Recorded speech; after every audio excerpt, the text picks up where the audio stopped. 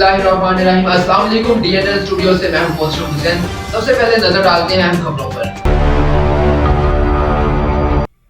आज मुस्लिम model and college अलहंगू में corona vaccine के टीके लगाए गए। हमारे ब्यूरो चीफ इस्लाम बहादुर की रिपोर्ट के मुताबिक कोरोना जैसी मुहल्लिक बीमारी से बचाव के इस जारी मुहिम के सिलसिला में आज सिविल अस्पताल के एहलकारों की एक मुस्लिम मॉडल एंड कॉलेज टल पहुंच गई, जहां पर 12 से 18 साल से ज्यादा उम्र के बच्चों को वैक्सीन की पहली डोज करवाई गई। इंचार्ज कोरोना वैक्सीनेशन सेंटर टल डॉक्टर मुश्ताक अहमद की खसूसी हदायत की रोशनी में वैक्सीनेशन का अमल तेजी से जारी है। उनका कहना था कि वैक्सीनेशन के साथ बच्चे एहतियाती तदाबीर और मास्क का इस्तेमाल जरूर करें ताकि इस मुहल्लिक वबाई मर्ज से बचा जा सके। याद रहे, पूरे मुल्क की तरह जिला हंगू में भी कोरोना वैक्सीनेशन का अमल जोर व शोर के साथ जारी है, जहां दीगर शहरियों के अलावा स्कूल के बच्चों को भी वैक्सीन दी जा रही है और अब तक जिला हंगू के मुख्तलिफ सेंटर्स पर 2.5 लाख से